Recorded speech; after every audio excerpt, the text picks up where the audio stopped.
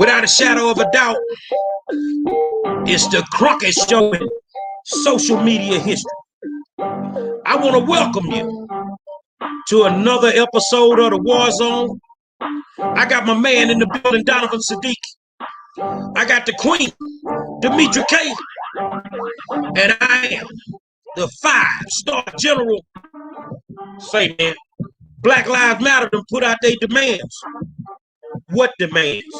You hide in the bag. Where the money at? Tonight we're going to talk about it. So if you're a Black Lives Matter fan, I know from a 5-star perspective, you might not like my comments. Let's get to it, man.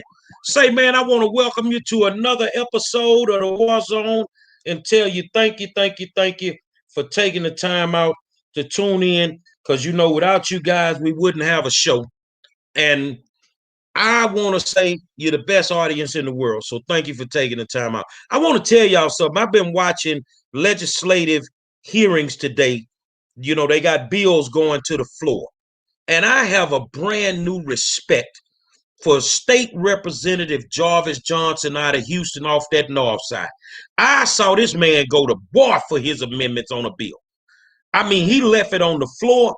And I'm going to tell you something, man. I've not seen state reps battle in that manner before, but I have a brand new respect for State Representative Jarvis Johnson out of Houston, Texas. Donovan, what's going on, my friend? Hey, you guys. It is Thursday. We are almost there to the end of the week. We thank you for coming and spending some time with us and everything. I know sometimes when we get on the show, it's all about, you know, what's wrong and what's going wrong in our community, but let's talk about something that's a little bit positive real quick. I want to let you guys know real quick. I got it off the black web. Vanessa Bryant, Mambacita clothing line honoring Gigi Bryant sells out in a day. So she put out a clothing line for her, the Mamba's daughter. You know, sold out in a day for her birthday. As we all know, Kobe and his daughter perished in a aviation accident that could have been avoided, but you know, things like this does happen, and they you know, kept her legacy going, and they're keeping the legacy of the Bryant family going by putting this clothing line out. It sold out in a day. I think that's a great thing. The two sisters that are also there are very supportive of it, and it's a good brand to keep the Bryant name going, and as well as Gigi and the other families. So again, that's something to look positive. If you guys haven't heard about it, go look it up on the web. It's you could probably find it and support it and get you a Mambacita. It's called a Mambacita gear. So you want to just check that out. A derivative of Kobe Bryant's nickname and Gigi's nickname. So I think that's a good thing. So you guys, welcome to the show. We're going to be talking about a lot of stuff. Yes, Black Lives Matter puts out some basically platitudes that actually. I read it. What is it? We're going to get into it. Demetra, what do you got? So hello, everybody. Welcome to Thursday night edition of the War Zone. Gary, I think Walter might be trying to add on here. So if you guys could do us a favor and please share this live so that everybody else can get the information and join in on the conversation, we would greatly appreciate it. So tonight we're going to talk about a few things. Black Lives Matter, list of demands. And Walter, he should be on in just a second. He is going to also just chime in on the conversation with us, give us his spin from a financial point of view. But yeah, that Mambacita clothing line, I would have loved to have some of that. I would have bought my nieces some. But yeah, it's a trip to think that Kobe is really gone, right? Like when you really still think about it, it's like, damn, you know? So it's still something that's hard to get a hold of. But anyway, Gary, what you got? Walter, I think, should be coming on any minute. I just sent him a link. So what's happening in the meantime? You want me to go ahead and kick it off? Or?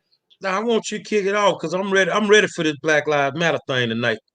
All right. So a couple of days ago, Black Lives Matter, they put out a list of demands of things that they wanted. And one of the things, I think it was like 3 or 4 things, but one of the things they wanted was for Trump to be, or they want him to be arrested. They want him to face criminal charges within the U.S. Let's see, let me be exact here. They said, let's see, United States Senate. So they want him to be convicted in the United States Senate, okay? They also want him to be permanently banned from ever holding public office again. And then they want him to be permanently banned from social media. So let's just stop right there. What are you guys' opinion on that? Out of all the things they could demand, this is what you come up with. I demand that Black Lives Matter show their financial records. I demand to know where the money that they got from all these good people out here, black, white, whatever. We need to know where the money going. So this is what they come up with, ban them from social media.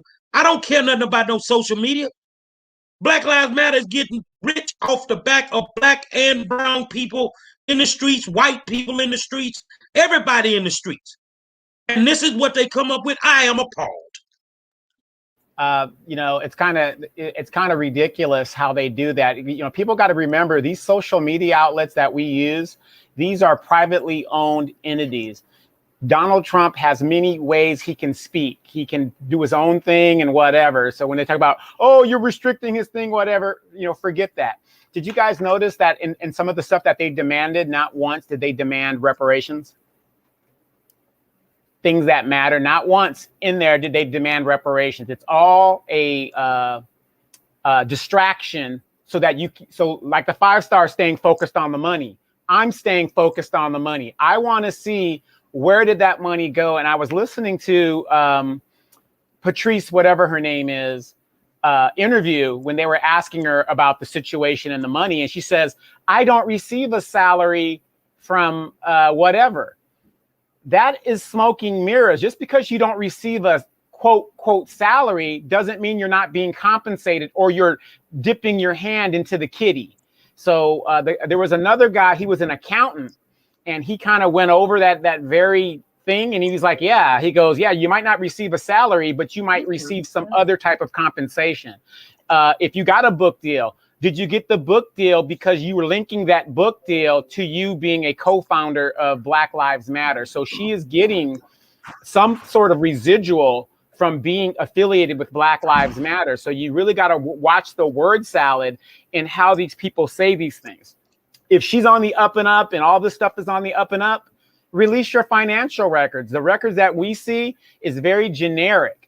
There should be a detail. Okay, she's. I believe they said on the thing that she released $3 million to Black Lives Matter issues or something. If you look at the ledger or whatever, where's the other $94 million or whatever it is? So yeah, I think the whole thing is a bunch of crap. That whole, how do you say you're Black Lives Matter and you have nothing on your demands that help to benefit Black people? Walter, your mic needs to be muted. Because the people that's running it, let's just be honest, they ain't black. Let's just be honest. The people that's running Black Lives Matter ain't black. So therefore, they don't really care about black issues. These people are lining their pockets at the expense of people out there protesting and doing what they do. You know, if you spent $3 million, what did you spend it on? Where the $3 million go? They hurting in Dallas. They hurting in Houston. They hurting in Newark. They hurting in Oakland. So where you spent the $3 million at? Black Lives Matter is nothing but a fraud. It's nothing but a sham. And we need to teach our children not to throw bricks at the local Walmart, but to throw a check at the bank.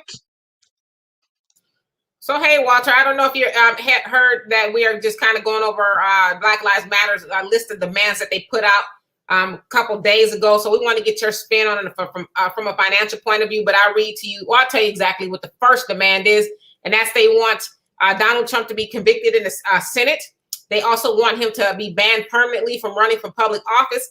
And they also want him to be banned from social media or any digital form of communication. So what's your take on that? You're talking about Black Lives Matter?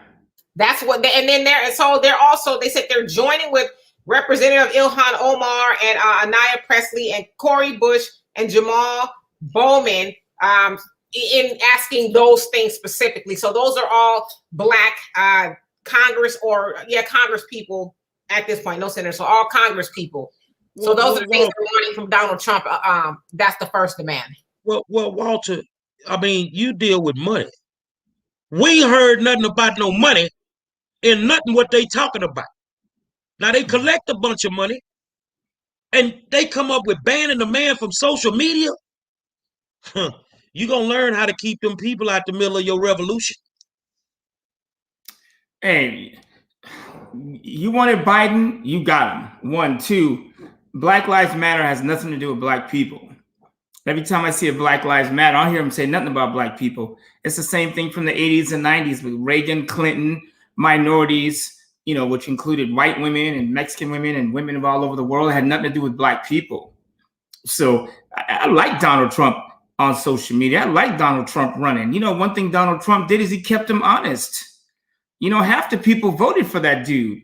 You know, call him nuts, he's crazy, but half the people voted for Donald Trump. And I know a lot of black people that voted for Joe Biden. If Trump was running, they would vote for him. So, like, they trying to get Trump out of the mix so they can just keep with the crookery and the crazy shit. I mean, like, again, I'm only interested in the money. That's it. I have 6 kids, 4 grandkids. That's where I was today, hanging out with them. And, you know, we were at the park swimming, and that takes cash, money, period. So, you know, all those other demands, like Donald Trump is not hurting me. I liked having Donald Trump around. He kept him honest. Yeah, he was a jerk, but a lot of the shit he said was true. Like, look at Joe Biden and like the Black Lives Matter. First of all, Black Lives Matter was read by 2 women, if I'm correct, that started it. It wasn't about Black Lives Matter. It was about gay rights.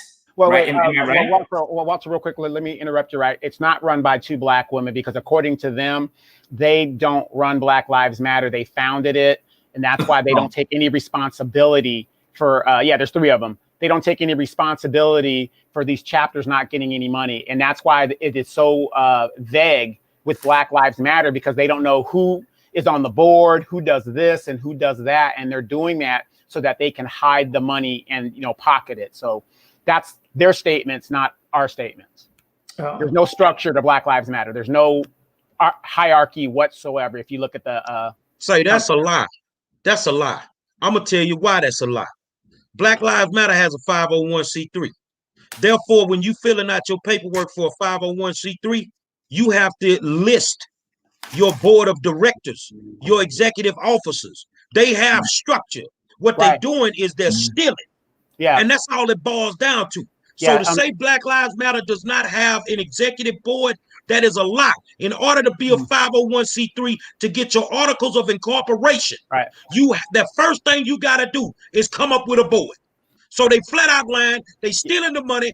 And I'm going to tell you, and I don't care if people get mad, I need you to understand. We have black issues, and you cannot put white people in the front of our revolution because you're going to devalue the revolution. Yeah. Patrice Collars, she is the only person named on the board of directors. That's why she could make a decision without anybody challenging her. So if you have a board of directors and you got at the one of the final documents that you have to create is a conflict of interest clause. So if she's the only board of directors and Gary Monroe outside say he have a problem with them, okay, there's a process that you're supposed to go through. There is no process if you don't have a board of directors. If she's the only one sitting there, you do not get articles of incorporation from no state in the United States of America unless you have at least 3 members on your board of directors. You're absolutely right. And that's a question that we have to, somebody needs to investigate, because she is the only one named as on the board. That's why she could unilaterally make decisions without any justification, because the different chapters are independent. They raise their own money and all this other stuff. I mean, it's a total mess. The way that they've done this, it is, like you said, 5-star, it is a big scam. It's a diversion. Black Lives Matter is a diversion. Give them something over here and wreck shit over there. I mean, like, it's now we're dealing with Black Lives Matter. Now we have black people complaining about Black Lives Matter. We get all these other things to deal with. And at the whole right now, and no one's watching the money. They don't have to say where the money went because ain't nobody watching it. Period. Brother man gets shot. The whole world is unrest. And not just America. The whole world was unrest when George Floyd got murdered. The whole world. They got billions of dollars, all these organizations, and black people are still in the same fucking position. Same position. Matter of fact, I would say that black people are in a worse position than they were before the election. You know why? Because when Donald Trump was in office, black people were awake. They were looking over their shoulder. We were prepared. Now it's like, oh, hallelujah, Jesus is here. And everybody went back to sleep. It's insane. Like, I watched a Black Lives Matter commercial, and they say, why didn't you hear her say the word black one time? She doing a double dutch in tennis shoes with an afro and a big-ass dress on, and she ain't said nothing about Black Lives Matter. Well, I just had to correct somebody because they came with that statement about people of color. I'm not a person of color. I'm black. I'm not a person of color. I'm black. So when you start talking about minorities, you're talking about blacks. You're talking about white women. You see what I'm saying? No, I'm black. I'm not a person of color. And they're not going to talk about black. And we need to wake up and clearly understand one thing, that they have our children out there with these protests and all this stuff that's going on. And at the end of the day, our biggest problem is just repairing the black family. That's our biggest problem. Repairing our black family. When we repair our black family, I'm going to get more people to listen to Walter on a Thursday night. I'm going to get them to understand financial literacy. Because now that man is back in that household and he can have his wife take the pants off and he can be a provider and be a husband and be a father to his kids. We need to focus there because like you say, this is the diversion. Am I on fire tonight? I don't like Black Lives Matter and I don't give a damn. They are a sham and they need to go somewhere. And the real soldiers in the hood need to get them out the hood. Shit. In the show. I mean, Black Lives Matter, first of all, Black Lives Matter is up to us. Period. If Black Lives Matter was a real organization, they'd be in Chicago tonight. Or where black people were getting murdered. You know, yeah, I worry about the police. I do when I get pulled over. But damn, you know, I would say I'm going to Chicago. With my boys like, don't do that. So that seemed like Black Lives Matter were to be. Stop killing the men that need to step up and run this race. Like, I'll tell you what it is. First of all, you got half of the men, and I'm just going to go here, right? I'm not, your sexual orientation is your business. But like men, some men, we need to step up. Somebody needs to step in front of the bullet. Number one, right? Because I know when I'm not around, my kids can act a fool, period. So men, it's okay to be a man. It's okay to be masculine. It's okay to tell your kids to shut the hell up and sit down when you're out of line, period. And it's okay as a black man to make money and take care of your family. There's nothing wrong with that. All that other stuff is a diversion. Black man, get a job, start a business, save some fucking money, get your kids in order, teach your kids the business. All that stuff goes away. Seriously, when I was a kid, my father taught me, I went to work with my dad. And I went to work with him almost every day that I was with him. Matter of fact, we went to Magic Mountain and Disneyland like once. Like in my whole childhood, my sister would tell you. I don't even remember that shit. She said we went to Universal Studios. I can't even remember. But what I do know is I went to work with him. I watched him pick up a wrench and deal with customers. And I watched him work before the sun got up, we were at the shop. When the sun went down, we were at the shop. And so I just inherited that. My father didn't have to say shit else to me. He showed me by example. I thought that's what a black man's supposed to do. When a woman is around us, we get her door. When you drop a woman off, you make sure she get her ass in the house before you roll out.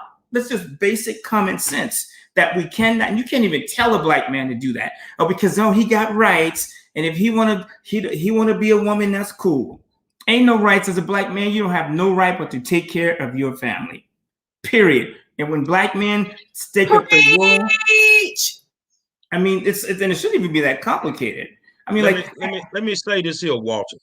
Well, you know, normally we got our Facebook family on here, but tonight I'm taking you to a different level. You the money man. You done worked on money for Kanye West. Who else you did money for? I'm sorry? You did money with Kanye West. You handled his finances. Who else did you do finances for? I mean, I did the financial planning for Lil Wayne, Lil Jon, Dougie Fresh, Raven Simone, Michael Buffer. I mean, shit, Willie McGinnis, Richard Seymour. I mean, the list goes, shit, name somebody. Half the cats in the music industry, the VPs at A&M, you name it. I mean, the list is probably It's Well, hundreds of tonight people. I have a gift for you, because not only you guys out there that are in Facebook land, we are actually streaming live to Clubhouse. So they've been screaming for the War Zone to come to Clubhouse. We streaming it in here. We gonna be in here every night. I think you need to get a seatbelt, because you ain't ready for this ride. This finna be as real as you can get it. And if you ain't ready for it, don't come in this room, because you gonna get your feet stepped on in here. Whether you black, white, Asian, Republican, Democrat. So, man, we brought you up over here to Clubhouse, my friend, because we need to talk about money. We need to help people get to money. I want you to put all your information out there so people can reach out to you. You feel what I'm saying? So that you can help some more people. Now, in order to make money, you're going to spend money. Ain't no questions about it. Scared money don't make money. But now I got a man in here that done work with millions of dollars that's finna give you the game. This ain't no faking. Give you the game. He ain't got to build his wealth. He already got it. I like when I sit on a program with 3 African Americans that got that real money, man. Got that honest money. Y'all ain't chopping up that little white stuff to get your money. What you chopping up is that stock market. You see what I'm saying? So I want you to bless these people in Clubhouse land and let them know what is it. This is my question to you. Right now in the state of Black America, our finances and our wealth is in disarray. What is it gonna take for us to get our black behinds out of this financial hole that we keep digging for ourselves? One, we got to care about ourselves. We have to care about what happens to us at self-esteem. Like, I heard a guy say, as men get older, they become wealthier. That's why you see a man in his 40s, 50s, 60s getting his money, because he gets through all the bullshit. He starts to feel better about himself, and he becomes more responsible, right? And he stops chasing the booty all damn day and night, right? So by having your self-esteem, when you work on that, you don't let yourself be broken. I'm not saying you have to have a certain amount of money. You can make $2,000 a month and be balling. Like, I'll give you the math right now. Get your pen, put on a seatbelt. You got $2,000. I mean, some of you guys have been getting $600 a week. That's $2,400 a month. I mean, like, I tell cats, if I was homeless, if I was broke as shit, I would go out, I would wash some windows, I would raise $400 or $500, and I'd get me a room somewhere. Boom. Now I'm paying $400 a month for a room, not in my rooms, but in a room, right? So now I'm doing that.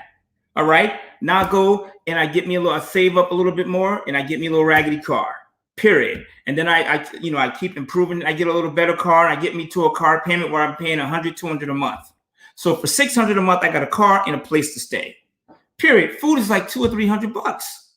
You still under $1,000, and if you're struggling like that, your health care is damn near free. So for under $1,000, you could have a place to live, in a car, food, and health care. So if somebody's making $2,400 or $2,000 a month, you don't have a reason to be struggling. The problem is we waste so much goddamn money. Building wealth is not complicated. See, you can make $2,000 a month or have $2,000 a month coming through the door and live well, right? The scenario I just explained, that's $1,000. Because I was in Texas, man. I've seen people paying $600 mortgage for a whole house. You're paying $600. Your whole house is $900, and you got 3 bedrooms and 2 bathrooms, and you only paying $900, and you ain't got no fucking money. That's your fault. Like, that's got nothing to do with white people. It's got nothing to do with the boogeyman, this man or the left man. This is your man that's making the mistake. 1, 2, and you need to hold your family accountable, especially you black men, black women. Stop letting these brothers that you be with, stop carrying their shit. Now, if a man is struggling, help his ass out. But if after a while, he got to help his own ass out. I talk to so many black women, and he don't really know how to save money. He don't know what to do with money. Oh, he just this kind of worker. You could lay cement and still save some of your money. Stop making an excuse for these men. Period. I remember the day when you had to have your shit together to take a girl out. You couldn't be like, girls, tonight, I ain't got it. Man, when I was growing up, if you didn't have some money, you was going home with the lotion. That's all I'm saying. So it makes, I just don't understand. It blows me away how you, like, I get it. I've been broke and I've been without work, and I've gone through those things. But one thing I've always done is I fought like hell to get back on my feet and stay on my feet. So anyone, I always say anyone in 1 to 2 years, if you follow me, you can retire, quit your job. Anybody, I don't care who you are. You can quit your job. But you know what I say? Most people hit me, oh, your membership is $100. Oh, I don't know about that. Then get the hell off my page. Like, I like gangster rappers. They say bitches ain't shit but hoes and tricks. Like, if you cannot put a little bit of money aside to take care of your future, like, think about, I told somebody this the other day. You got no life insurance. If you can't get life insurance, that's different. Some of us health-wise, we can't get it. I understand that. But if you can get it, and you won't spend $50 a month to give your kids $1 million coverage in case you leave the planet before them, before they're ready, like you deserve to die. The coronavirus needs to come to your crib and take you out because you don't deserve to be alive on this planet, period. And until we get that amount of intensity, we ain't gonna be shit. Like, seriously? Like, you know what month this month is nationally? It's Asian heritage from Thailand to the Philippines to the side of Japan and China. Like, how did I get a month? I'm not complaining about it. I'm just saying, like, the focus, black people, the focus left so fast. Now it's gay rights. And I have a lot of gay friends, and most of them got their shit together. Honestly, gay people have more money per capita than straight people. Trust me, they do. Because my best clients are gay. I know. I don't know what it is. I don't know if it's in the gene or I don't know what it is. But they don't have problems. I promise you. And you can't walk up to somebody and say, hey, you gay motherfucker, you be in jail. Period. You can't do that. So I don't know what their problem is. Because they got rights, right? We have Bruce Jenner, who's on the cover of Wheaties, who Busta Rhymes put in his music, is now a chick running for governor in California. I'm about to get my ass out of here. Like, what in the what? Like, black people, and we are allowing this. When I watched the primaries, let me go back. I watched the primaries, and I watched Joe Biden get his ass whooped. He was in last place. Even the Chinese dude, Yang, was whooping his ass. And here comes South Carolina. Here come the black women. Here we come to save this dude. And they saved his ass. And now he ain't doing shit for you. I would rather, somebody said in one of these comments, I would rather have a racist in my face telling me you ain't shit than a dude that's acting like he's my boy. Period. So we need to, like, Donald Trump is a dick. He's a piece of shit. So is your boss. And so is his boss and her boss, right? We all surrounded by dicks. I'm a dick sometimes, the people I work with, right? But that means we want to ban them? Like, in black people, let's be honest. I use the word honky all the time. I mean, I struggle with racism. I'll just be upfront. I got white kids. I say the honky all the time, right? It don't, like, and I know I'm joking, but like, some of the things we need to put to the side. We worry about a lot of stupid shit. We need to worry about the money. You make $1, put 50 cents away. That's it. Do that for just 1 year and see what happens to your life. It takes like 2 months to create a financial habit that will make you strong for the rest of your life. I expound on this. I heard something the other day, and it says poor people spend and then save what's left over. Rich people save and then spend what's left over. Expound upon that. My buddy Monty Holmes, he's a white dude, so deal with that. I got his quote on my wall right next to my wine collection down there. He said to me on his houseboat, he goes, Walter, I cannot afford to have bills because I save. Poor people say I can't save because I have bills. See this houseboat? This $1 million boat that's headed to that $1 million house? is created because of a saving pattern. You make $1, put some of it away. Just try that. Like you guys, if you were homeless and you had to start all over, no car payments, what would you do? See, we as Black people, we get stuck on, oh, I got to have the flyest car. I drove my ass over here today in a 1998 Honda Accord. That's how I got to where I'm sitting. Period. I bought it for somebody in my house. That deal went sour. I drove that shit. I'm rolling in it too. You know, it ain't what I want to be dealing with, but I'm driving this raggedy ass. It's not raggedy, it's clean, but it's old. And I'm like, no car payment. I got the pink slip. You know what I'm saying? That's a good feeling, not to be weighed down by that debt. So that's a good step. You guys, I love listening to Medea. I don't like the whole, I don't like a lot of it, but I like, what he says in some of the plays, like, let it go. Just let stuff go. Just try it. The best feeling I've ever had, one of the best feelings I've ever had is after the house fire me and my sister were in. And when we lost everything, and I just sat there and I went, wow, we can start over. So another one of the feelings I had is when I remember letting go of my truck payment. I had a truck that was I couldn't afford anymore. And I told the company, come get it. And I felt like crap. But the next day I was like, I don't have a car payment anymore. I'm free. And I haven't had a car payment since. So those are some of the things we could do. And you guys, get to the money. I don't care if it's Dogecoin, and I know Dogecoin has been all in the news, and I just bought Ethereum for the first time. If I was going to buy crypto, it would be Ethereum or Bitcoin. Dogecoin is not a real coin. I get it. People are fired up, but Elon Musk can afford to do that. He can afford to say Dogecoin to the moon because he don't need the money. 5-star. Let me ask you a question.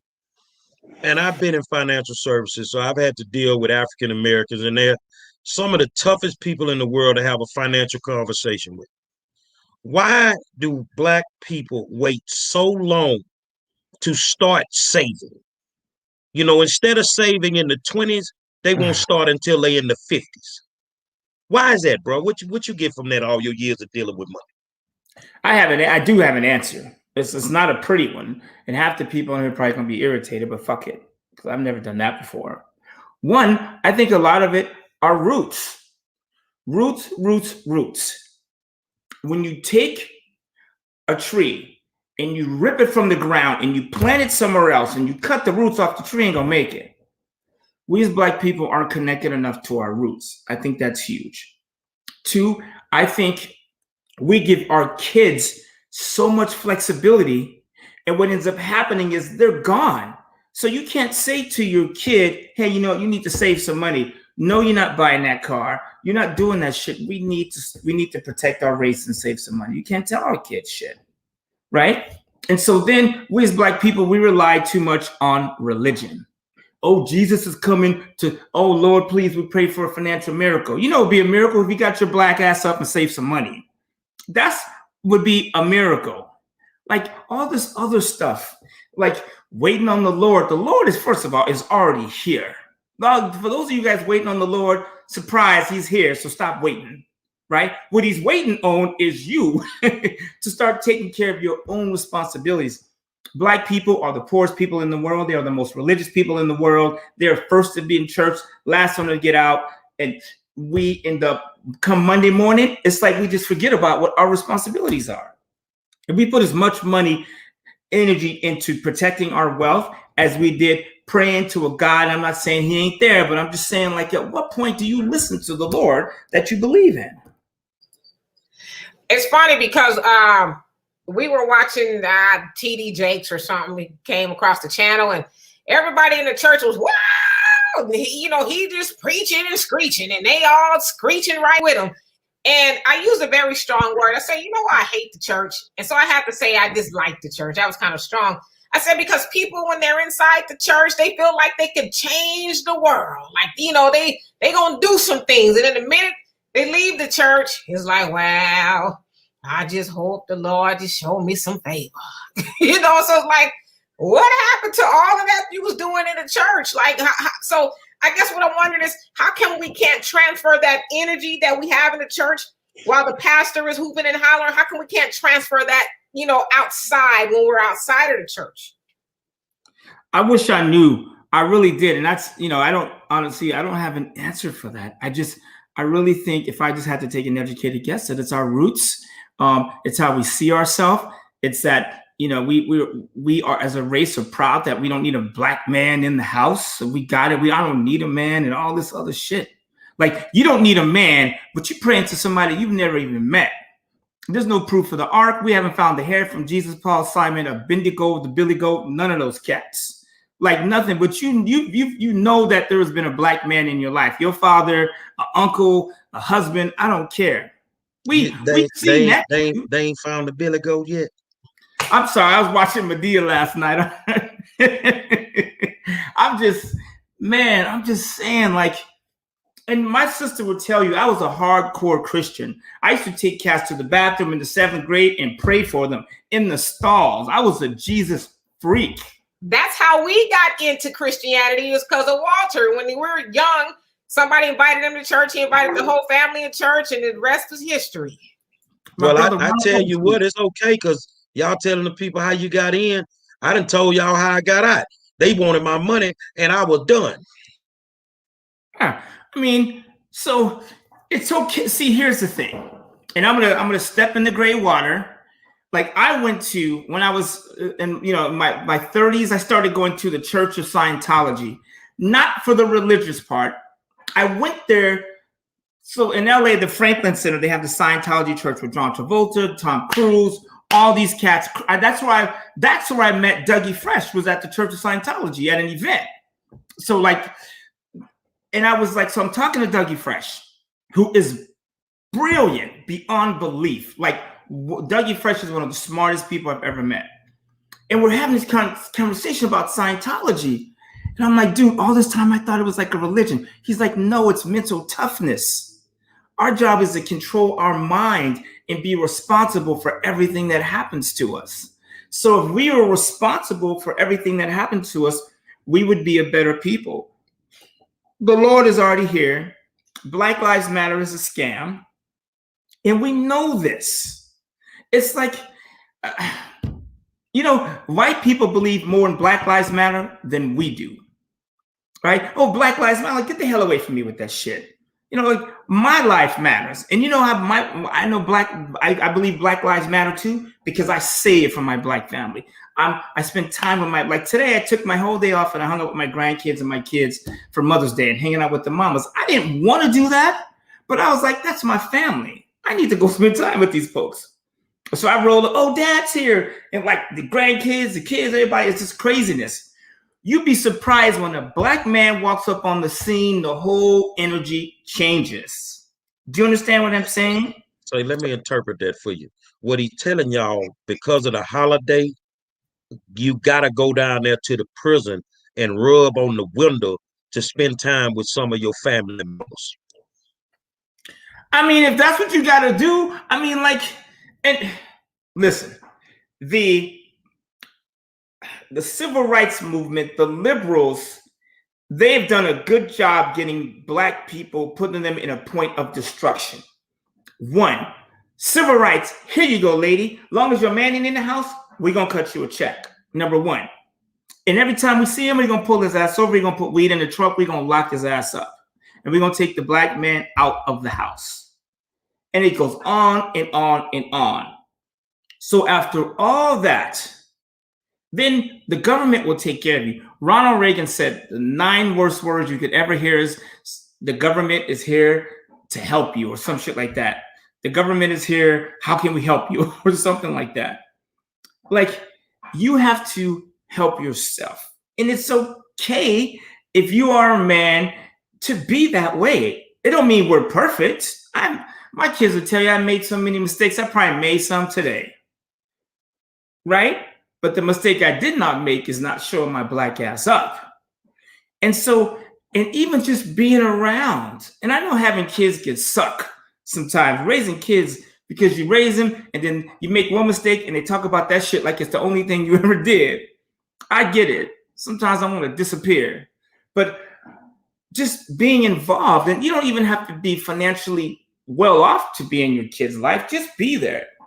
But when you do spend time with your kids, talk to them too. Show them what you're doing. Right. My son, Chris, he was like 8 years old, and we were in the walking to the car, and I started talking before I can even get a word out my mouth. He goes, "Yeah, Dad, I know. Buy a house, refinance, buy another house." He was like 8 years old. Before I even finished my sentence, he finished it for me. "All right, Dad, we got it." You know what I'm saying? I'm talking to him today. He's like, "Dad, I quit my job. I'm straight. I ain't gonna put his business in the street." But like your kids, when you educate them, and I don't mean like the whack ass school system, I mean showing them a way to go about their life. I don't have all the answers, but like it's okay to be in their life. One thing I do is I understand is how money works. So I teach my kids about that. Save your money. If you get $1 in allowance, put 50 cents away and don't touch it. How important, when you're trying to build a financial dynasty, how important is it to get your family involved in that aspect of building it from the ground up? 100%. I tell you, my son Miles, me and him work together, and I swear sometimes it ain't the greatest. It is a struggle trying to get my kid to see my way of life because they've raised differently. But I know it's what I need to do because I need to protect my family, right? Like, you know, so I've heard us say, "Oh, our kids, we're going to let them do what they want to do." No, your kids don't have the right to do what they want to do. If you are on the right track, don't you think if you're successful that you can teach your kids something? Like I hear people say, "Oh, my father is a doctor. I don't want to be a doctor." Well, fuck it.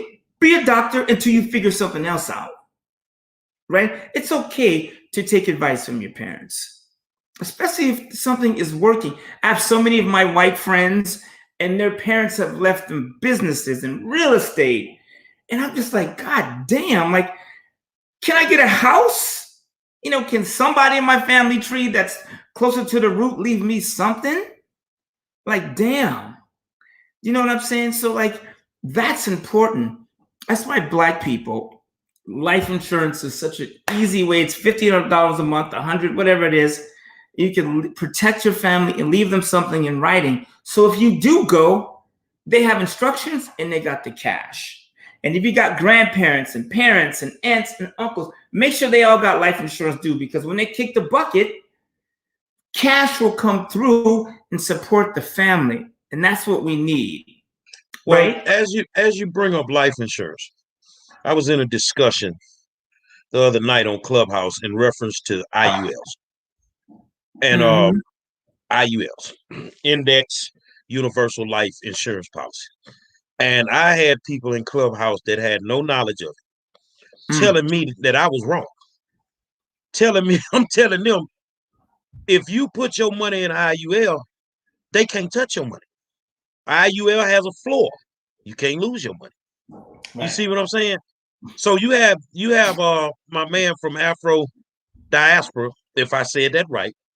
He said, Walter, can you explain an IUL? Yeah, easy. I'll explain it. It's quick. It's a quick explanation. First of all, IUL is Index Universal Life Insurance. L is for life insurance. You pay, you die, we pay. Number one.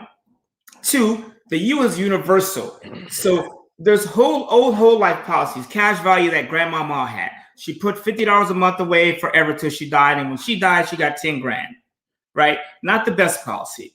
The Index Universal Life, go jump into the I, means the money you put in goes into a stock market index.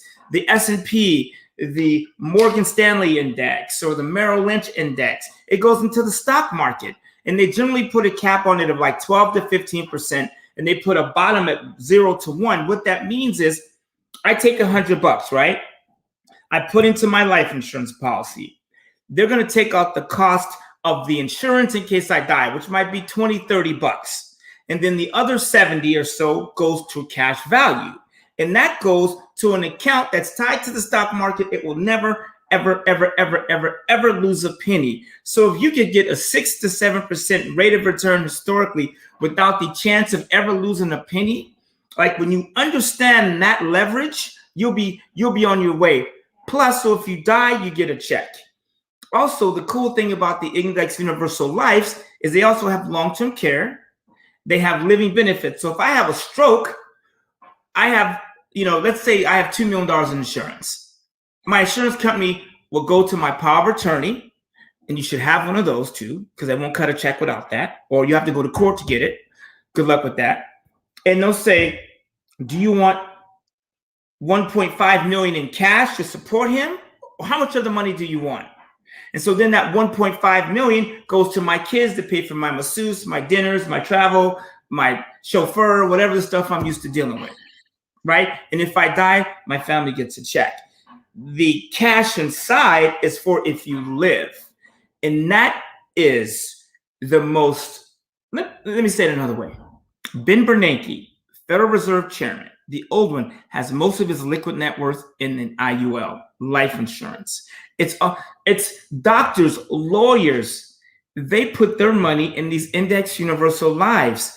It's an executive compensation plan. Do you realize if you go to FDIC.org and you go to check out Maryland, if you go to Wells Fargo and B of A, if you check their asset columns, it says life insurance cash value as an asset. So I always say do it like Diamond. I'm going to do it like Jamie Dimon, the head of Chase. If it's okay for a guy that's worth $1.9 billion, maybe it's okay for us too. See, and here's another thing, you guys, this gets really, really cold. If you really understand leverage, man, I'm going to go a little bit further. Black people, we are notorious for leaving money in the bank. Scared. So they give us 0%. The bank takes that money. Hold up a second. All right now. That was the argument. That's another part of the argument the other night. Oh, you get 3 or 4% on your money in the bank. I said, you don't even get 1% on your money in the bank. You don't get 1% on your money in the bank. And if you use the rule of 72, invented by Albert Einstein, and you take your interest rate and divide it by 72, that tells you how long it takes for your money to double in the bank. So if you're getting 1% and you put $500 in the bank today, you divide that interest rate into 72, you get 72. So it would take 72 years for your 500 to turn into 1,000. So you tell me if I'm wrong. Are we getting at least 1% on our money in the bank? Nope. It's worse than that. It's worse than that. I talk to people all the time. So first of all, I hope I answered your question about the life insurance. There's more details than that, but it's what rich people put their money in. Billionaires, the Gates, the Bezos, the Elon Musk, they keep their money in life insurance. Like this, I'm a bank, right? I'm Coulter Capital. You've given your money, and I give you 0.000% on 0.1% on your money. Now, you need to have your emergency money in the bank to keep it liquid, right? I understand that. But damn, you got $30,000 in the bank and your bills are only $3,000, and you come on now, you need to put some of that money to work. So what banks do is they take your money, give you 0.1%. They put in life insurance that historically pays them 6, 7, 8%. It's leverage. And it gets worse than that for Black people because we have money in the bank earning 0%, but then we have credit card debts and we're paying 15, 20. We are borrowing our own money. When Black people, when you wake up to that shit, I'm telling you, man, you'll have the clan circling. They'll be, oh shit, they didn't figure it out. Like, it's the money. My clothing line, Verbal Herb, one of my favorite shirts is revenue equals rights. Trade over aid. Civil rights over civil rights. Civil rights over civil rights. Yes. I'm going to need you to send me a one of each shirt back with Deanna when she comes back this way. I know you're going to say that. I got a bunch of them. So, civil rights to me are cash. An officer, and I'll come back to this IUL question. An officer pulls me over, right? And then I'm in my Mercedes S550. It's clean. I got it, whatever. And he pulls me over. He looks around the car. Okay, this nigga got a Mercedes. He's got, he seems pretty well mannered. He's probably got his stuff together. I'm probably not gonna fuck with him as much as I'm gonna do with Pookie in the broken down Honda, right? So plus, if an officer sweats me and I'm in court, I can hire a dog to deal with this dude. Number one. You see what I'm saying? And it was, I got a ticket, a bad one. I was rolling. And I went, I hired this lawyer, and he goes, Walter, next time, just when you get a ticket, first of all, when you get pulled over by the police, shut the fuck up. Like, don't run, don't say shit. Tell your girl to be quiet. You don't want them to remember you. And then you get the ticket, thank you, officer, and you leave. It was an unrememberable experience. And then you postpone it, you continue it, and then you continue it again.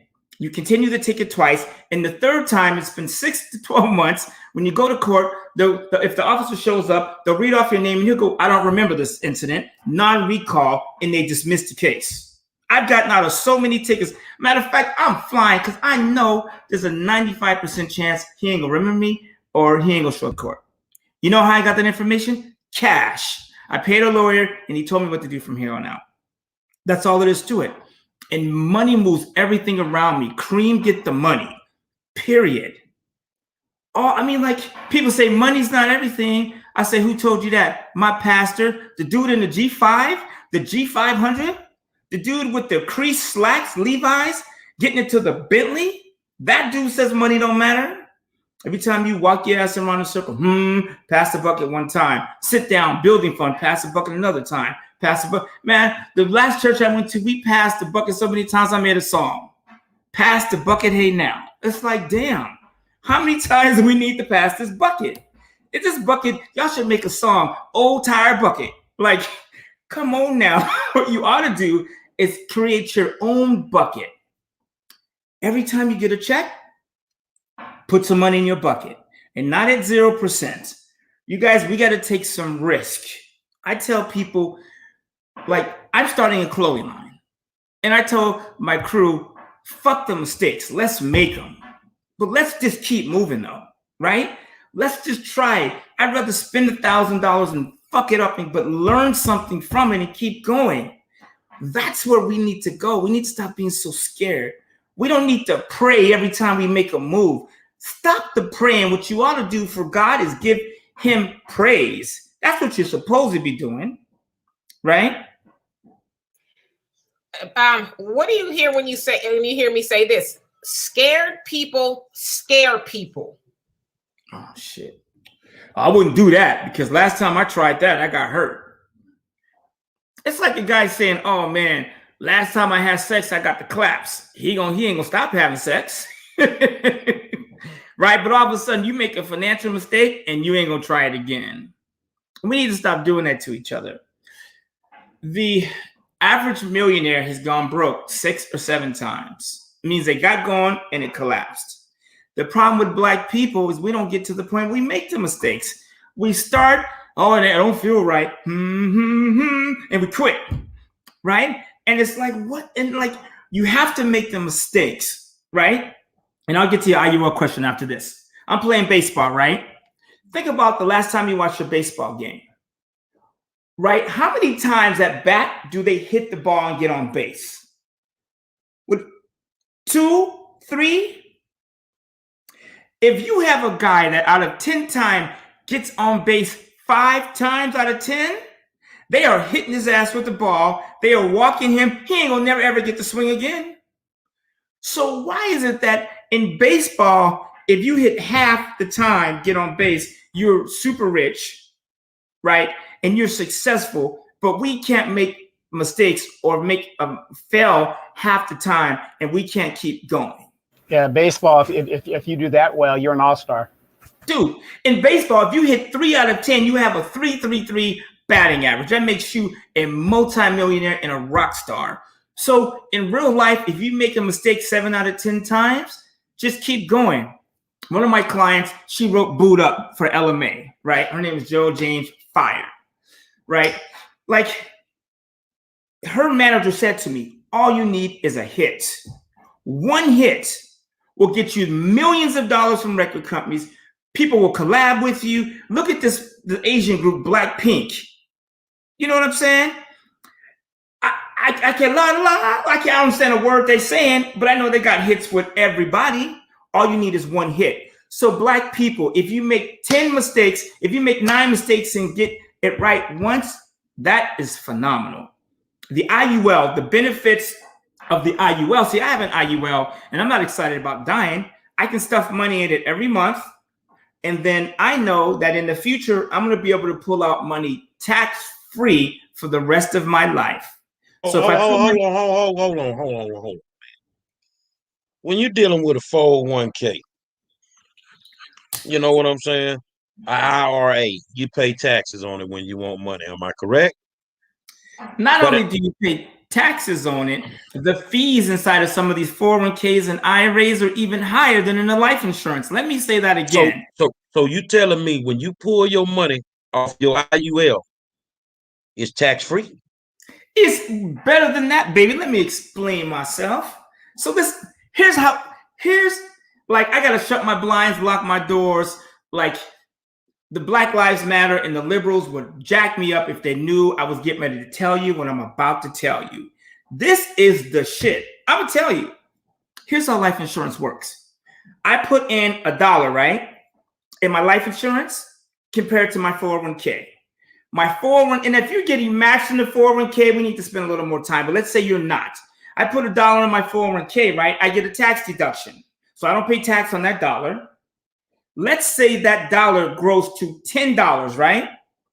I take $1 and put in my life insurance. I don't get a tax deduction, so I have to pay tax on that dollar, which means I got to get it from that tax from somewhere else. That dollar grows to 10. Guess what happens on the 401k? If you pull all the money out, you only get to keep $5, $6, $7. And with Joe Biden and his new plan, he's taxing everybody. Real estate transaction, home sales, you die and leave somebody real estate. He's coming after that. 1031 exchange. Joe Biden, this man is busier than a one-legged man in an ass-kicking contest. He is taxing everybody. In the IUL, that $10 is yours, but here's the deal. You get more than $10. You get like 14, 15. Let me explain it to you very slowly. You have $10 in a IUL, right? Here's what the insurance company says. Walter, you have $10. You can withdraw that money out, or you can borrow money against your life insurance policy. We will charge you a 4% interest rate, but your money is earning 8%, 7% historically. So why would you pull out money that's earning 7% when you could just borrow against it at 4%? So I take the $10, I borrow, you can't borrow all of it, but this is hypothetically for this conversation. I borrow $10 out at 4%, and I borrow money against it. So that means my $10 is there earning 7%. So I'm earning 70 cents on the money over there, but I'm paying 40 cents on the money that I pulled. What happened to the 30% in the middle? The 30 cents in the middle? It's yours. So you borrow money, and it's how leverage works. It's what the banks do. I borrow money at 1%, and I turn around and put it in real estate that pays me 10. I pay this dude this 1%. I keep 9. It's leverage. It's banking 101. When you understand life insurance with the people with 401ks and the IRAs, and it's better to save somewhere than nowhere. But what they do is they go, look, the life insurance in the beginning doesn't save. You have more money in your 401k in the beginning. Of course you do, dummy. You're not paying for cost of insurance in case you have a stroke and your kids aren't wiping your backside and wiping the slobber off your mouth with no cash, right? So life insurance has costs. Like it costs to drive a Mercedes 50 over a Ford Pinto. Do you know what I'm saying? But if you have to spend the night in the car, which one would you rather sleep in? So people get, especially Black people, we get stuck on the cost. Oh, I talked to so-and-so and he said that's expensive. How expensive is it to not have insurance or long-term care disability coverage? How expensive is it for you to walk out the hospital and your back of your gown is open and the kids see the crack of your ass and they can't eat for 2 weeks and they die of starvation? That happened to me real life. My mom returned right and I went to the soda machine for her. I was like, oh man, I didn't see my mama's crack. I ain't gonna never mentally make it back. So like money, and it's easy when you understand these things. So I started my membership cornucopia, right? And I said, I'm gonna deal with people that want to get their shit together. I get people, oh my God, that's $100. What am I going to, I'm like, really? I'm watching you on Facebook blow money all the time. Oh, look, lobster time. I know that was 100. You got the financial advisor for Kanye West fucking with you for $100 a month. I don't even make money from that shit. I don't make money until you invest and we buy something together, real estate, or we start a coffee shop. You know what I'm saying? Like, I'm putting myself at risk fucking with you for $100 a month. But it's what, and black people, we do this to each other. I always say, listen to The Color of Money. The Color of Money is the best book for black people I've ever read. She talks about money from day one to today, through the Bill Clinton, the Reagan, Nixon, and she talks about why black banks couldn't keep money in them. One, because black people, we wanted favors. We felt like because they were a Christian, we should give them the loan without checking their credit, and all this crazy stuff we did to each other. Not to mention all the shit the white man was doing to us. It's insane, and we're still doing it. Today, there's so much going on, right? You have companies coming out, like Expedia came out with earnings today, like Uber, Lyft, Peloton got crushed. Yesterday, they're down 10%. I'm like, damn, there's a buying opportunity. All these companies come, like Ethereum is on the move. All these things are happening in the stock market. Home Depot, I bought a stock option at $1.25 a couple months ago. Today it was at $25. $1.25 to $25. Do the math on that.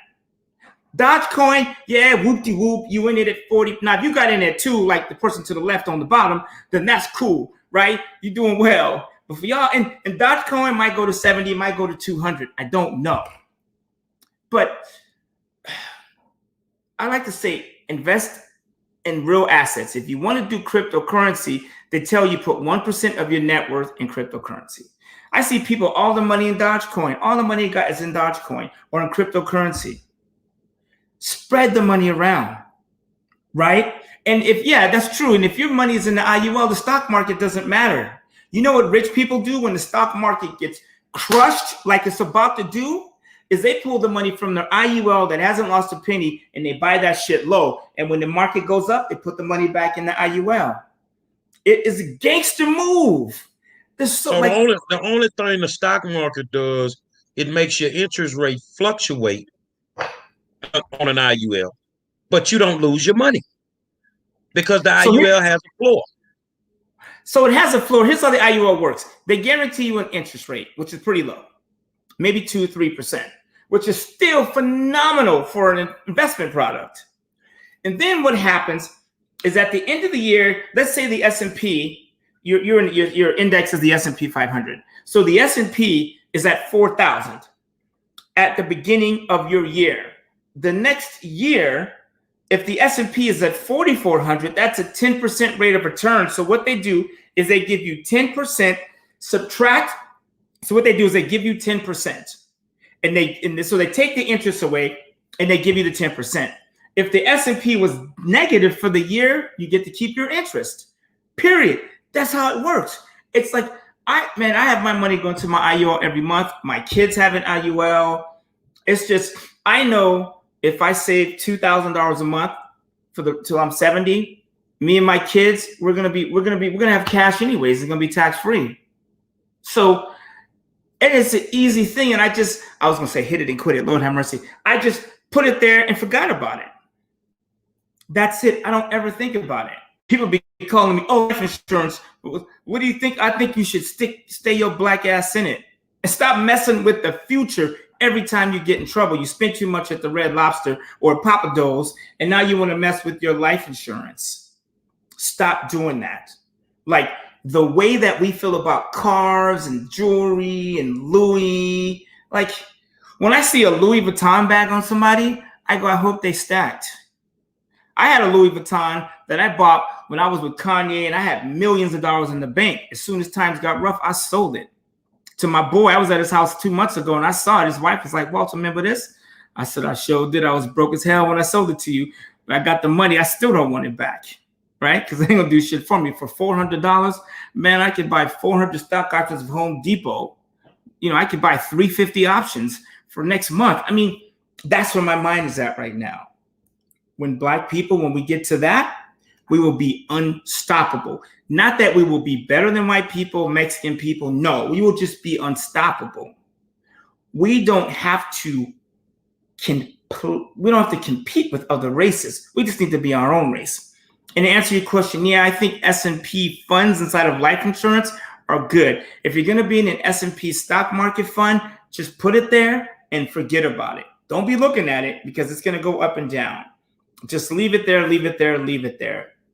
But even you guys, even if you don't invest, let's just say you don't even do the stock market, right? Because for a long time I didn't. Let's just say, like, you got your credit straight. And this is what I was going to talk about earlier, is this, you guys, if your credit is straight, you can get rich. It's easier to get rich with good credit. I don't care how much money you got. You make $2,000 a month, I'm going to tell you what you do right now. I run my credit every single day. Every day I look at my credit. Every single day I look at all my credit reports. Experian.com, it's $29 a month. I get all 3 reports, Experian and Equifax. And I make sure nothing's popping up on it. I make sure everything's paid off. As your credit score rises, you can borrow money at 6% or 7%, buy things that will pay you 15 to 20%. Do you see what I'm saying? So, and the good thing about today's investment climate, like with real estate going through the moon and everybody trying to buy a house, let those people go do that.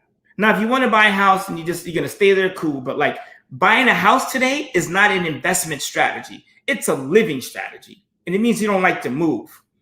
I don't own my house. The house I'm living in, I'm renting. I rent this house for $2,200. It's on Airbnb. You know, in a good month, they pay me $25. Period. But what I do is I invest in lands and I put a tent on it or put something on it that people can rent out. That's it. I take my ass to Texas and I find a house that's dilapidated and I buy it, fix it up, and I fix it up, rent it out, refinance, pull the cash out, buy something else, and let the renter pay for this mortgage and that mortgage. Do you see what I'm saying? And after you do that 3 or 4 times, like Kara's once said, now there's steak with the beans and rice. And that's it. I just want to go back a little bit about credit. You say you check your credit every day. Can you talk about the pros and the cons of credit repair? And it's like credit repair works like this. Like you can repair your credit, right? You can, the disputing process, you know, some of the times it does work, right? Like one thing that kills Black people, one are inquiries. You go to get a car payment and they run your credit 20 times and it just wipes your ass out. So one thing you can do, and I've done this, is I've called Experian and said, I don't recognize those inquiries, and they took them off in 2 hours. You don't need to pay a company to do that. You call Experian and be like, yo, I don't recognize these. And they go, okay, and they take them off. That night, they're gone. Boom. Number one. The other thing, what I do is I do credit building. See, credit, when people say, well, I'm going to fix my credit, it means you fucked up and you want to hide it. You didn't pay the bills. You made a mistake. It's your credit card collection. So when people say, oh, my score was 350 and now it's 720 because I sent these letters and disputed it, you still have not fixed the behavior. See what I'm saying? That's Jack in the Box. Poof, here he is. He got good credit all of a sudden. No, it's a behavior. Pay your shit on time. What I do is I run my credit every day. And what I do is I have my credit card, all my credit cards on my phone, and before the statement date, I pay them off. Now, if I'm not going to use my credit, then I don't care because my credit will move 20, 30 points any given month, depending on what I have. Like I have Venmo. By the way, you guys, if you're building your credit, Venmo will give you a credit card and may not even run your credit. They do a soft pull, right? Care Credit, they'll give you like up to 10 grand there's so many things out there, but build your credit, then go out and then buy things. I'm gonna tell you this, and it's not a threat to me. I want to see us all do well. You can buy a piece of land, right? I'm telling you, go to a national park somewhere and you buy a piece of land. I don't care where it's at, as long as it's in a desirable area, you know. Then what you do, I met this company, and for 20 grand, they have this solar tent that people spend $300 a night to stay in. I'm going to tell you how I'm retiring in July. When I say retiring, I just mean I won't be messing with people. I won't be like breaking my neck for cash. And I hung out with the owner from SpaceX and Tesla, and he goes, Walter, you can pay $200 a month on this $20,000 tent over 15 years at 8%. He goes, they rent out for $300 a night. Walter, do the math. If you pay $200 a month on something that's paying you $300 a night, how long does it take you to quit your job? I said, I'm quitting right now. Like, it's not rocket science. I ordered 8 of those motherfuckers. I said, let me get this straight. I'm paying $1,600 a month for 8 of these tents, and I got 8 times 3, so that's $2,400 a night times 20. That's $50,000 a month. I'm paying $1,600 a month. I'm gonna call my boss. You know how you get those? Decent credit. Period. No cash. What I did is I need to find a piece of land, right? And you see a piece of property and you say, hey man, I like your property. I know this ain't shit on it. What if I give you a small down payment and I pay you on your land? You be the bank. You carry the loan. You finance the land for me. Your property is worth 50. I'll give you 5 and I'll give you 45,000 over the next 5 years. And then you drop something on it that's going to pay you $200-300 a night, and you pay this cat and you keep the rest. That's how you quit your job in 3 months, 2 months. I say this to black people. I say shit like this all the time, and they got to go, turn off the lights. Let me think about it. It's like, God damn. Like, and I'm hanging out with this dude. He's this total skinny white dude, black nails, glasses, cool as a motherfucker. His name is Jeff. He taught at Hudson-Tillotson in Austin, Texas, HBCU. White dude. Houston-Tillotson. Well, it's Houston or Hudson, something like that. You probably know better than me. It's your hood, right? So his name is Jeff. He's a white dude. He was a dean at that school. I'm like, that don't even make sense. But next, and he's kicking to me like black facts. He got Tupac in the background on the wall. He's breaking down blacks, like he's educating me on blackness. And he goes, Walter, here's what your people need: cash flow. Get you one of these. It's white if you're cool with that, because they don't come in black. But $200 a month, but you make $2,000 a month, $3,000 a month, $4,000 a month.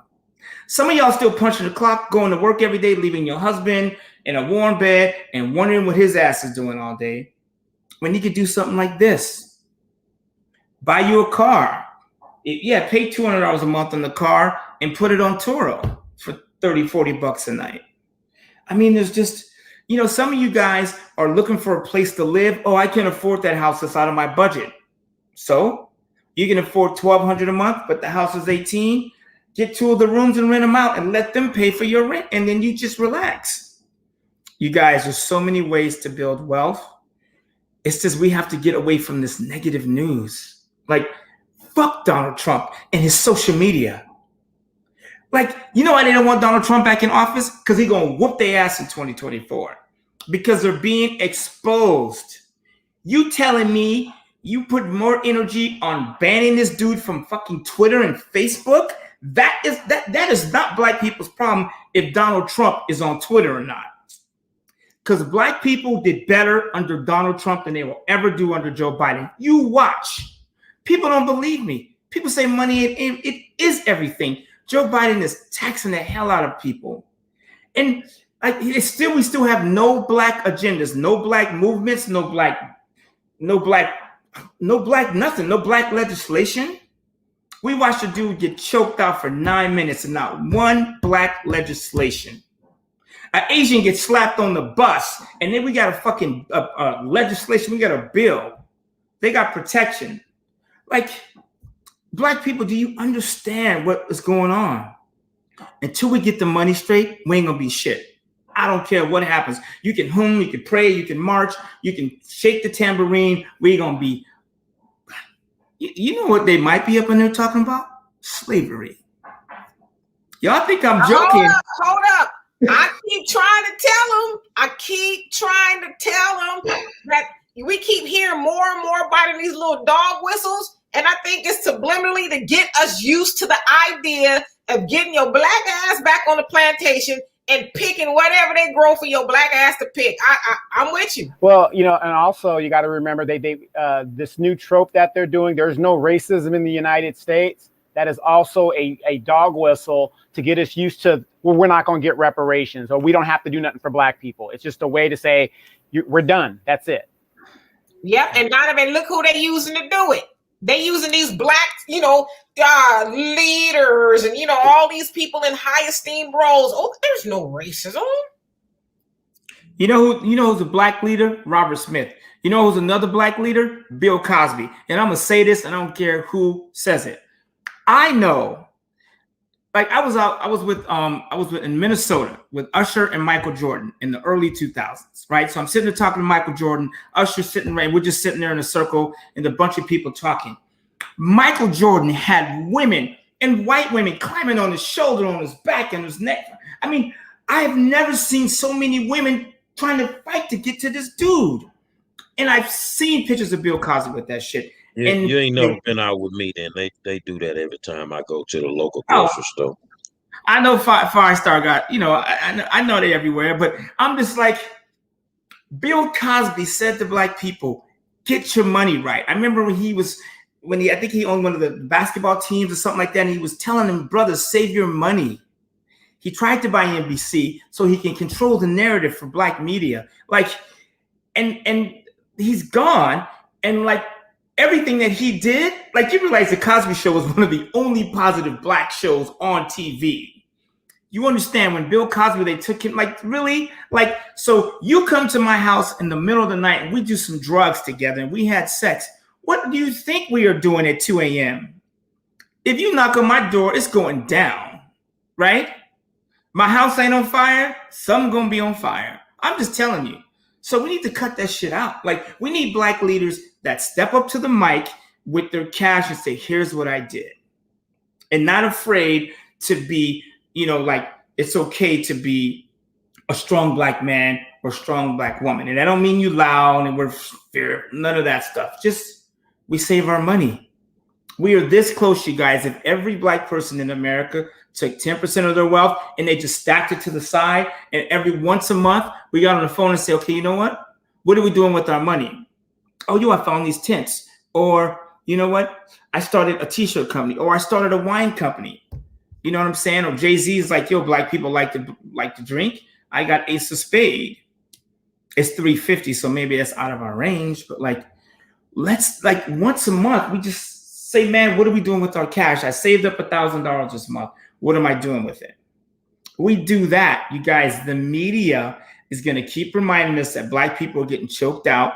We burning shit down. Like, why in the hell are we burning down Target? Like, what's Target got to do with black crimes against black people? Like, and all we doing is keeping Target in the news. All we doing is making them richer because people feel sympathetic and they go spend their money at Target. You really don't think Target has insurance for this? What are you saying? Free advertising. My God, come burn down my house. I'm gonna start a GoFundMe. I'm gonna get 2 houses. I mean, you guys, like, we got to stop burning shit down. We got to start stacking stuff up. I guarantee you, I say this to people and I get these DMs. Hey man, can I get the hookup? Can I pay $59? Or can you just answer this question for me? No, mother. I want you to pay my black ass like you pay everybody else. Black people, we are this close to being reigning supreme. All we have to do is start with the money. And then our self-esteem will rise. A black man that has money in his pocket, self-esteem is higher. We call it swag, but it's self-esteem. I know when financially, as I get better in my life, my self-esteem is up. Because I can look a woman in the eye and say, how you doing? I got it. Not that I'm going to take care of you like that, but I can take care of me. And then I can take care of us and I can teach you. And one thing I will say is when you start making money, accumulating money, more money comes to you. Because you just find ways of, you know, for one, being resourceful, and you're open to taking more risk. You're open to saying, okay, I would have never tried that when I was broke because I was broke mentally. But now that I'm seeing some cash flow and I'm starting to open up to things, oh yeah, sure, I'll try it. Why not? So, I mean, I'm just speaking from experience. I know that's been my experience.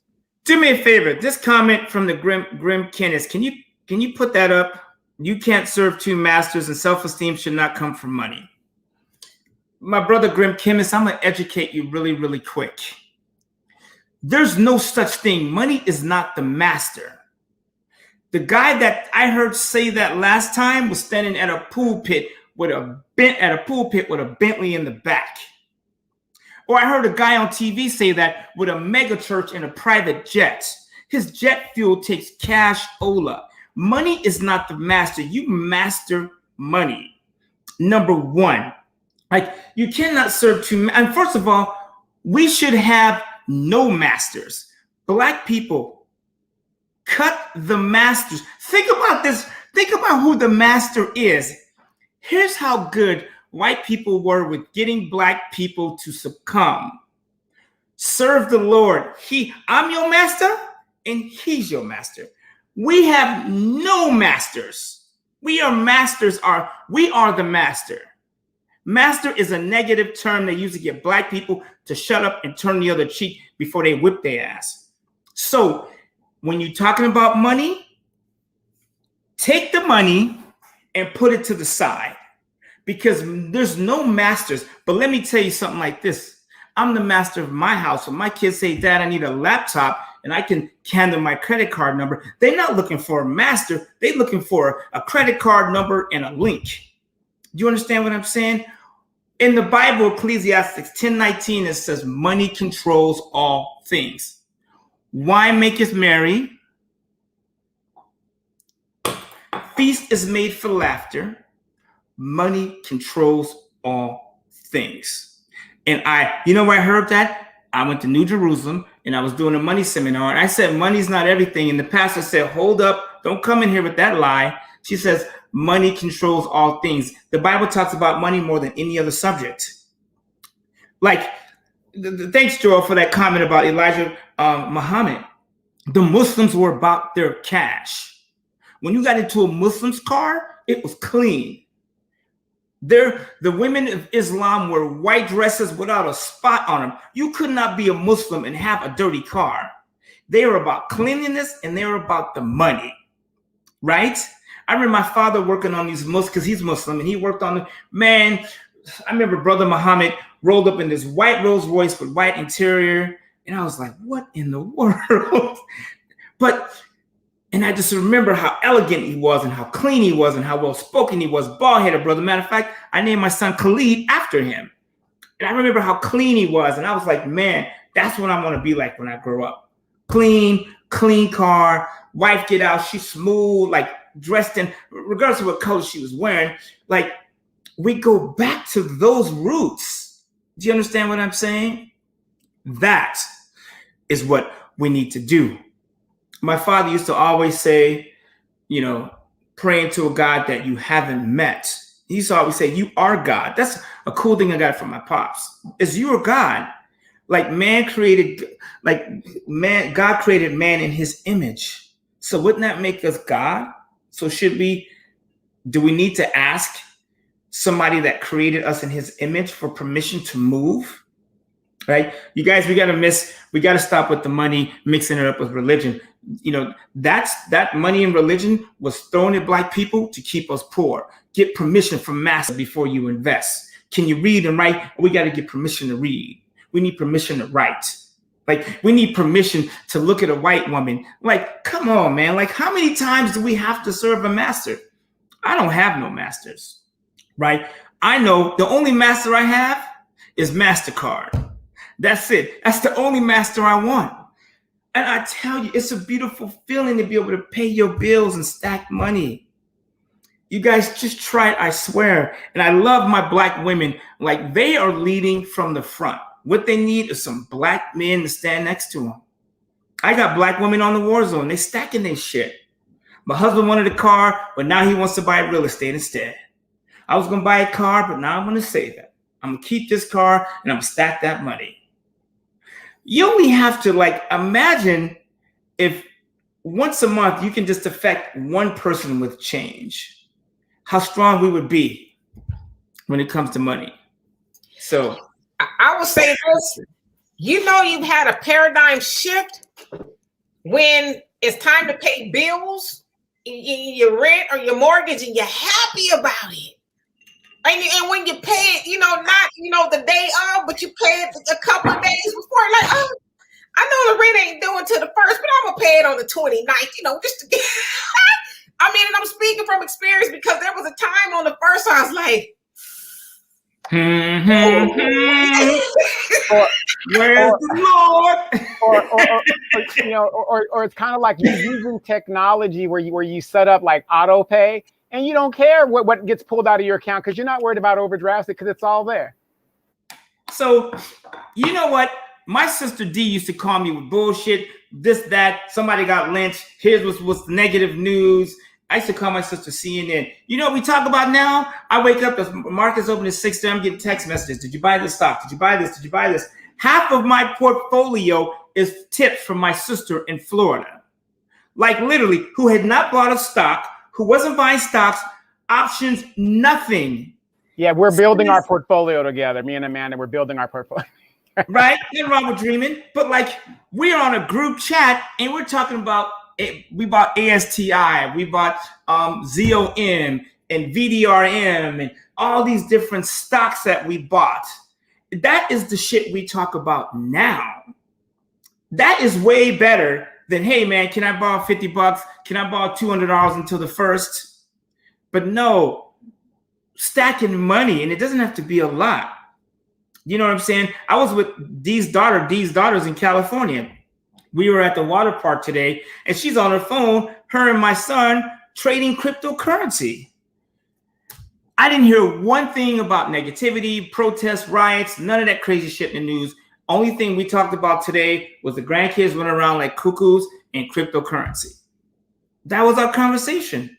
She was like, how many do I buy? And I was just like, and I'm just sitting there thinking like, damn, I could leave today and my kids would be straight because they get it. That's what we need. Turn off the goddamn television.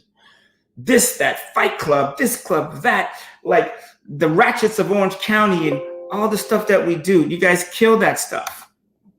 I wish to make my kids watch CNBC in the morning. They hated me for it, but they loving me now because they understand money. So I hope that answered your questions. And the tents are called Jupe. Send me a DM, and I'm friends with the CEO. I can help you and I can hook you up, and we should talk first, right? And there's multiple things you could do. There are A-frames or tiny homes or RVs. I mean, there's all kind of things you could do. Just, you guys, do you realize if you had a piece of land, there's a company called HipCamp, HIPCAMP, and they'll pay you like $50 a night to let somebody park their RV on your land while they spend the night or rest. $50 a night to rent your land. I told the sister on the war zone that, and I can't get a hold of her. She's like, I'll talk to my husband. I was like, the dude you supporting, you need to talk to him. Like, you need to talk to him about getting this black ass a job. That's what y'all need to be talking about. I mean, so stop using your black man as weakness. Make his ass get up and do something. Because I guarantee when your ass is at work, he doing something. It might as well be for you and not against you. You know what I'm saying? So like, we need to we need to, like, the black preacher can get up and say, y'all ain't shit. Y'all need to put some money in the bucket. Y'all need to do better. And we clapping, oh Lord, thank you, Jesus. But when another black man tell you to save some goddamn money and take care of your family and get to work, wait and stop sleeping so goddamn much. What are we sleeping 8 to 10 hours for every day? You don't get rich sleeping 8 to 10 hours. Period. All my buddies that are rich, rolling, doing well, they do not sleep 8, 10, 15, 12 hours a day. How do you get rich going to sleep and the sun is up? You wake up and the sun is up already. Now, I know you can't do that, but you get my point, right? You work nights or whatever, you know, you got to get some sleep, but damn. What does daddy always say? Oh, shit. He say all kind of shit, but I know he wake up at the crack. Nothing comes to a sleeper but a dream. Oh, nothing comes to a sleeper but a dream. Like, you guys, I'm telling you, we are this close to reigning supreme. people, they love black people. They like, I'm watching the news, even CNBC. It's like, it's total like just money. And they got a hip hop song every other commercial. All these commercials, insurance companies, banks, these guys are all using, I see Nelly, I hear Nelly songs in these corporate commercials. They're using our stuff. Let me address something, man. Let me address something. Put your money where your mouth is. No one is talking about getting Bill Cosby out of jail, but you brag on yourself. So when the last time you been down there to the penitentiary to talk to them people about letting him out? Listen, you know, my partner said something one time, man, and it was profound. And he passed away. He said, when I was broke, ain't nobody have a problem with me saying nothing about myself. But now that I got money, it's a problem if I promote me or say something about myself. Hey. No, ain't nothing wrong with you promoting. Those that got a problem with it, your money ain't straight. That's all. Because people that are successful don't have time to attack each other. But black people, here we go with this shit again. We've been on this thing for an hour and 30 minutes, and all this motherfucker heard is somebody bragging, trying to talk about Bill Cosby. Like, seriously? I call Bill Cosby a black leader. The fuck you talking about bragging on myself? I got a long ways to go. I told you I rolled up here in a 1998 Honda Accord. I'm feeling kind of bad for myself, actually. It's like, damn. Well, you know the line to help get him out, there is no line. So the person that's making the comment ain't even got the line to help. So man, you go, if you want to help Bill, go help Bill. Right now, Bill got money, contrary to popular opinion. You know, we trying to get more money. Bill's and if all you can hear all night long is that's what our problem is. Go buy you some yellow pudding and go get his ass out of jail. We should be protesting when they come after our black leaders. Like even Tiger Woods. I mean, you watch how they came after Tiger Woods. Oh, he ain't black. Tiger Woods is black, period. When he was struggling, they came after this brother so bad. Tiger Woods is a man. He got problems like the rest of us. He just happens to be a superstar in his craft. They come after our black leaders. We got to put the stop to that. If we protested as hard when they came after one of our black leaders, like, no. Like, okay, so Bill Cosby got 12 women that says he drugged them and raped them. It's 40 years later. The dude is about to die, and now you want to come after him? Harvey Weinstein is having people. But they don't say nothing about they don't say nothing about their homegirl that gave that boy some ass for a sack of weed yesterday. I mean, what about all y'all on Facebook smoking with the dudes? Come on, man, y'all can't have it both ways. I mean, you guys, we got to use some common sense. You know, I watched when Mike Tyson went to jail over Desiree Washington, whatever her name was. I was like, come on, really? Another black man gone. Here's a dude, best in the world. Mike Tyson was nuts. But like, if Mike Tyson is down there slapping ass at 2 p.m., you show up at his room at 2 a.m., and you the victim, sometimes you got to use common sense. People say, well, no is a complete sentence. No, you don't take your black ass up to a man's room at 2 a.m. if you ain't fucking, period. That's the way it works. That's what I tell my daughters. Period. Act like a lady. That's all there is to it. We have to stop like these insults on the same with Kobe Bryant. Girl show us to his room at 2 a.m. She's getting it. That's when she give it what she came for. Period. Right? We have to leave. We have to protect our superstars. Right? And stop waiting until they die. You know, I was with Nipsey Hussle at Jay-Z's Christmas party. And like the dude is mega brilliant. Mega brilliant. All money in. He just talked about the hood and how he was like trying to save the Shah. And when he died, everybody came out for him. But like, where were you guys at when he was over there in Crenshaw? You know what I'm saying? I spoke to Nips. He was like, man, trying to get black people to do shit. Lord have mercy. He gave his life for it because he stayed in the hood and he should have had his ass in Newport Beach where Kobe was up there behind the gates. You know what I'm saying? But he was trying to stay in the hood and help people that don't want to help themselves.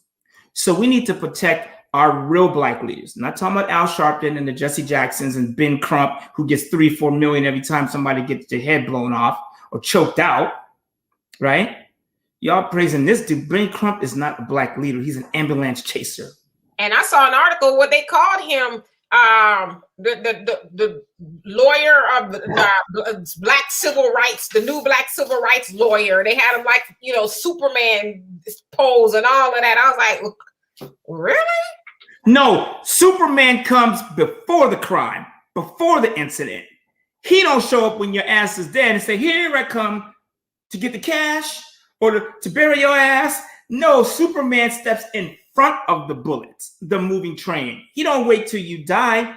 Those aren't heroes.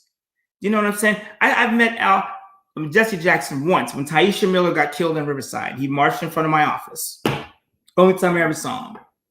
Right? But Riverside need help. So we have to protect our real black leaders.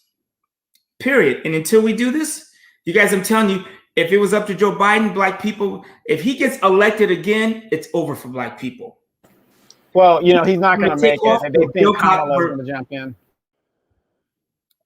And I mean, Kamala to me is almost like Candace Owens. You know what I'm saying? Like, yeah, she's going to keep the people calm and da-da-da-da-da. But I heard Kamala Harris say, I heard the interviewer say, what are you going to do for black people? And some lame ass answer like, well, I'm not in office for that. But I've heard the word basically. She said basically, you don't expect me to do something specifically for black people, do you? No, that's exactly what she said. And then, but you know, for the Asians, specific for Asians, LGBTQ, all these other people, nothing for black people. And black people, when we save our cash, I keep saying it, like, I'm telling you, man. And we should be talking about more fun stuff. Like, let's start a wine company. You realize you can go and buy wine for $2 or $3 a bottle, put your label on it, and charge $25. $2 Chuck here in California. His shit is all in Trader Joe's. He started going to the wineries, collecting their scraps, and selling it for $2 and became a millionaire. Snoop Dogg's got a wine out that goes for $9. You get it at Winco. Got his label on there. You know, he didn't really do anything to it. Just slapped it on there. It's making money. I got 200 bottles of wine, and after I finish the wine, I can't tell you what it tastes like. I'm just saying, there's just things that we could do. There's so many ways to make money. It's just we have to stop with the diversion. Joe Biden is in office. We got a black woman in office. Great.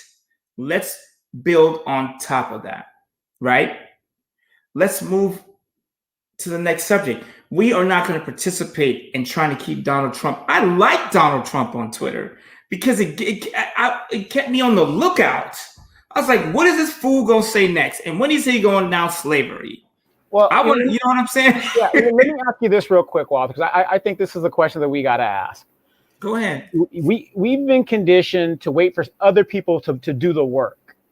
Nobody's coming to save us, according to Steve Biko, the conscious leader in South Africa. We're out here on our own. We're by ourselves. So the answer, like you said, is we have to save ourselves. And that's the mindset that we should have. Like you said, we need to start our companies. 40% of black businesses have completely gone during this pandemic. Now's the time for black women to open up their own hair shops and their own nail shops and get into these things so that we can keep our dollars within our community. So we need to save ourselves. Would you agree with that right now? Like you said, you're talking about all these different businesses that we can do. Listen, the pandemic helped me. I love the pandemic. The pandemic is the best thing that has ever happened to me financially. Period. Let me tell you, it got me into the stock market. It got my sisters into the stock market. It got my kids into the stock market. It got my niece into the stock market. It got us talking about real estate. You know what the pandemic did? Is it gave us a moment to stop. Those 2 weeks that we stayed at home, that stay-at-home order, and that's about all that stayed at home, is we just kicked ideas around. What do we do this? What do we do this? And they were like, oh, you got PPP. You don't give us 2 checks. You don't give us 25 grand SBA. You don't give us another 10 grand because of our zip code. You don't give us $25,000 another grant because I'm African American. My son was like, Dad, you know, there's an $8,000 COVID tax credit, not deduction, but they give you 8 grand if you had COVID. I was like, you know what I'm saying? I'm like, I can't taste nothing. I mean, like, there's so much money coming down. And then I was like, wait a minute. You mean, because our business froze. Everything stopped. It stopped. And we were like, oh my God, what are we going to do? And I said, let's take a break. And then I was like, they're going to give us $1,000. Wait a minute. Let me get straight. They're going to give us $1,000 a week to get our thoughts together? I was like, oh, hell no. I thought it was a joke. 400 from California, 600 from Donald Trump and them. $1,000 a week while I revisit my financial plan, and y'all niggas out buying Cadillacs and gold chains. Man, I started so many businesses during the pandemic. Most of them failed.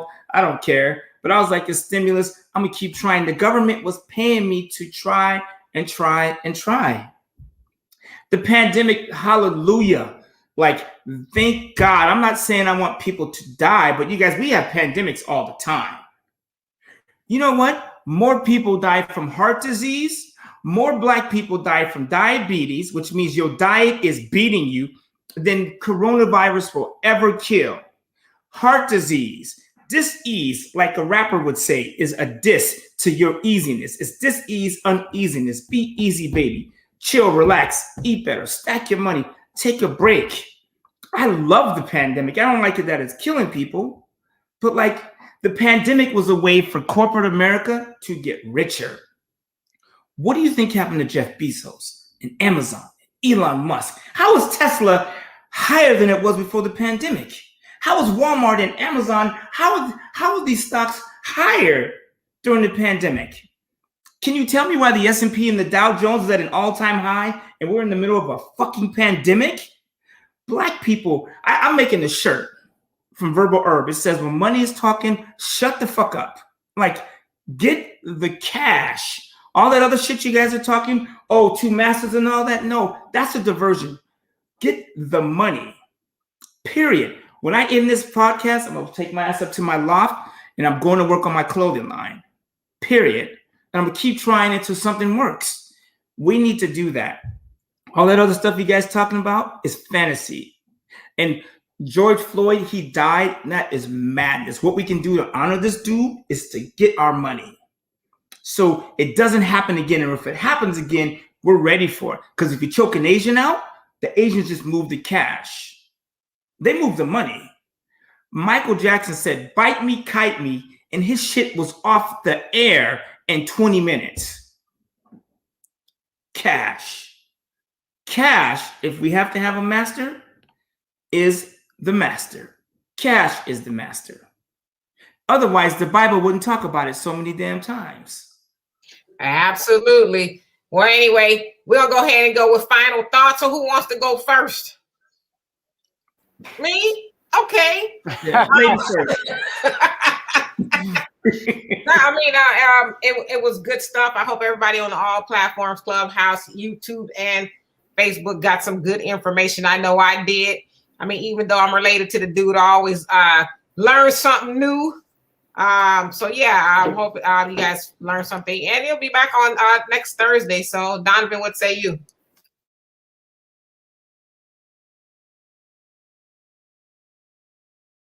Did you guys notice that when Walter's on the show, this is one of the few times that I rarely say anything on the show, and I'm mostly in the comments because I've always had the saying that when wisdom talks, you sit, listen, and take notes, and that's what I've been doing, and I strongly recommend you guys do the same, because just like if you listen to the message, you're going to get something out of it. Not everything somebody says, it might not be for you, but I can guarantee you can pick nuggets out of what this man is saying, because he's been doing it all of his adult life. Scared money don't make money. Scared money don't make money. Hopefully you get something out of Thursday nights, man, and you're using the knowledge to your advantage. Because if you're not, there's gonna come a time where you're gonna sit back and say, I should have did what that man told me to do. That's all on you, bro. Now we can lead the horse to the water, but we can't make some of you donkeys drink it. Oh, that ain't right. We can lead the horses to the water, but we can't make some of you donkeys drink it. Because you're gonna act our ass no matter what. Say, man, it's a reason we the best in the business. It's the war zone. Say, man, I want to thank my man Walter Couture, the money man, my good friend Donovan Sadiq, the Queen Demetra K, and I am the 5-star general. Until tomorrow night, Free Flow Fridays. We'll see you.